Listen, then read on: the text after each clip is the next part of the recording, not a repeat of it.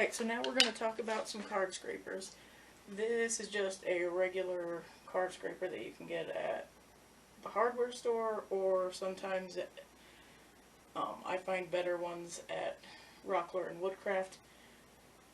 I have found these at Ace every once in a while.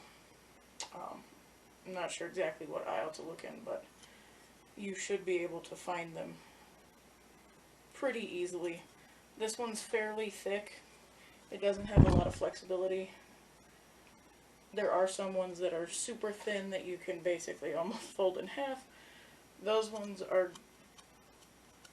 good, but I find I like the rigid ones. My thumbs do get a little bit more tired than normal, but I'm not usually scraping something that's as big as a conference table, so these ones usually will do just fine. If I can catch the light right here and here, you can see that I've taken this to my 1000 grit sharpening stone. I just wanted to make sure that I had a nice flat surface on all 4 cutting edges. I know people who sharpen these ends. Don't do it, it's a trap. You will cut yourself pretty good while you're scraping if you sharpen these ends. So my first step is I'm going to clamp this up right in the vise, and I'm going to be using a file to establish a nice clean edge. I'm going to sharpen all 4 sides while I have this in the vise, that way I don't have to keep coming back to the vise. I can keep working longer. So this is just a regular milled bastard file. So what I'm going to do is I'm going to take and set this kind of at an angle. You can run it like this. I don't like my fingers being that close. I'm trying to keep this as close to 90 as I possibly can. If it's a couple of degrees off, that's fine. But I'm trying to keep it nice and perpendicular to the face of my card scraper. So I'm going to make some passes. I can feel that it's grabbing all the way across, but I did have a cutting edge on this card scraper before, and so I'm going to keep going. I want to make sure I'm hearing it scrape metal all the way across, but I also want to feel that that burr that I had created before is gone. I want to just get down to some nice clean metal that hasn't been fatigued by being used before.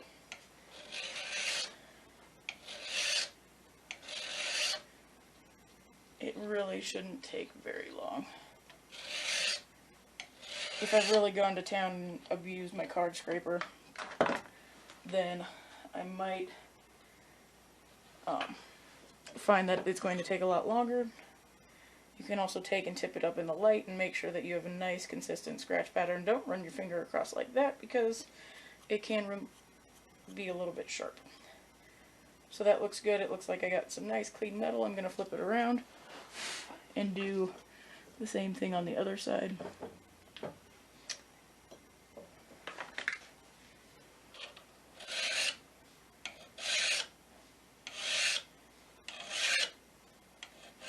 I prefer to not sharpen card scrapers on my bench because I don't like getting metal shavings in my bench, but I don't have a decent vise here at home other than that one, so I will do what I have to.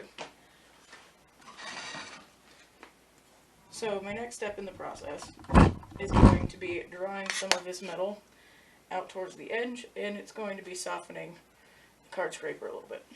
This is called a burnisher. You can also get these at Woodcraft or Rockler. Anywhere that sells card scrapers probably should sell these.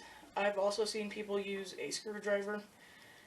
I recommend not doing that and using something that's actually designed for this, because if the card scraper happens to be sharp or harder than your screwdriver you're using, then you are going to find that you're cutting notches in your screwdriver and not actually doing anything to the card scraper. So I'm going to put my hand back here. I'm going to be using the burnisher flat. I want to make sure that all of the card scraper is on the bench in some way and it's supported, but I do need to have it close to the edge. And I'm just going to take and I'm going to do a couple of passes where I'm just drawing from one end to the other. Fairly firm pressure until I don't feel any burr whatsoever. I might have to go the other direction to get this end. I'm going to flip this over, do the same process in all 4 cutting edges.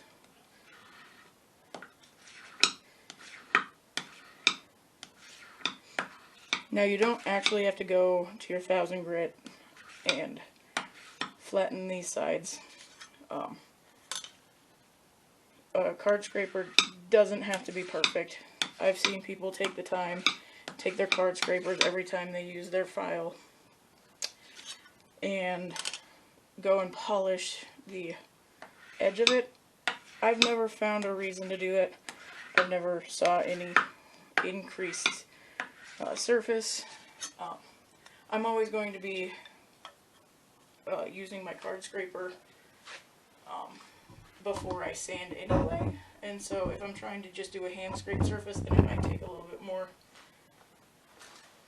time and effort to get all of those surfaces perfect, but for what I'm doing, just using the file is usually good enough. So now that I've pulled that metal up,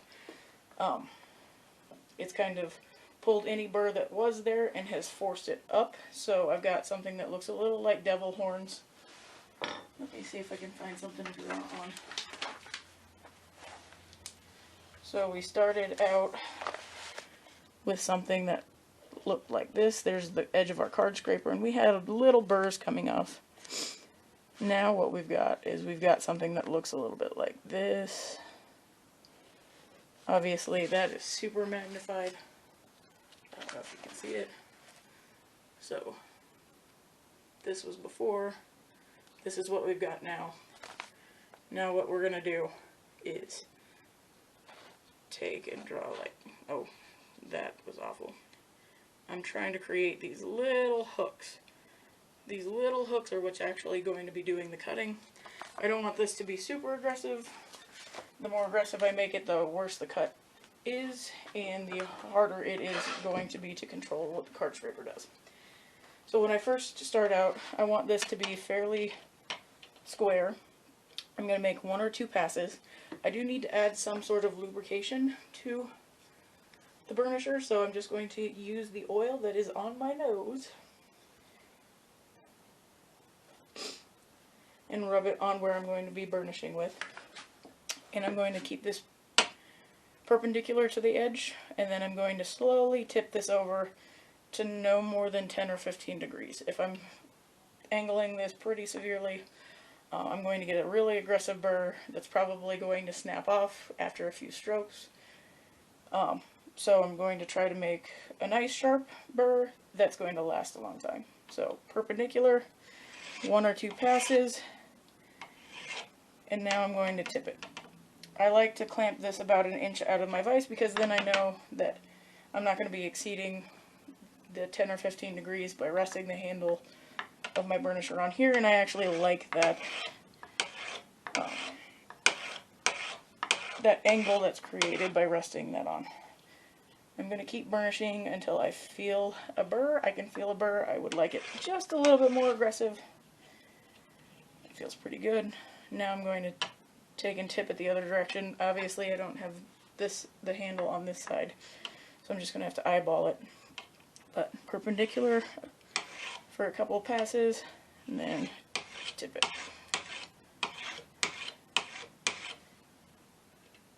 If I have this clamped too far out of my vise, the card deflects a bunch and I'm not actually doing anything. So I need to keep it clamped fairly close to the vise. Flip it over, do the same thing on this side. I like having this cork lining on there because if I don't have cork on there, it would actually crush that cutting edge that I just created.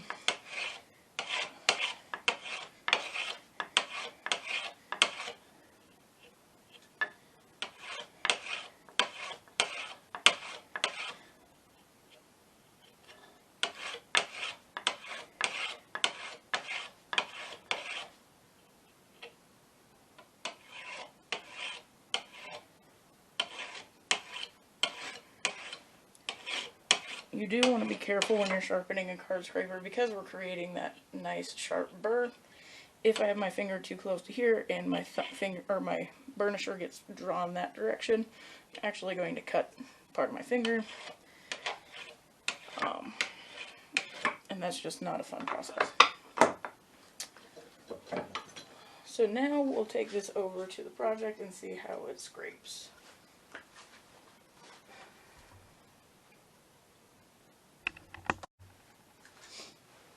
Alright, so now that our card scraper is nice and sharp, I'm going to actually focus on some of these low spots that I wasn't able to get with the smooth planing.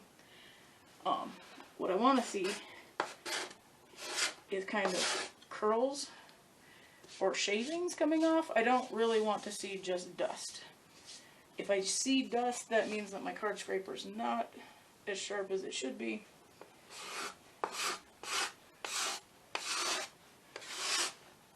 And it's not the greatest scraper. Let me see if I can find an edge. See, I'm getting some shavings now.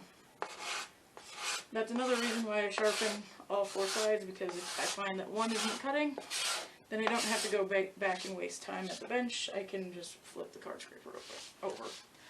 So right now, I'm not worried. I'm not going to dig a trench. I'm not going to make a lot of extra work for myself. At this point, if this isn't perfectly flat, it's not going to be seen. And most people, even if it's on a surface that, like a conference table, people aren't going to see small spots where you scraped a little bit more once the finish is applied.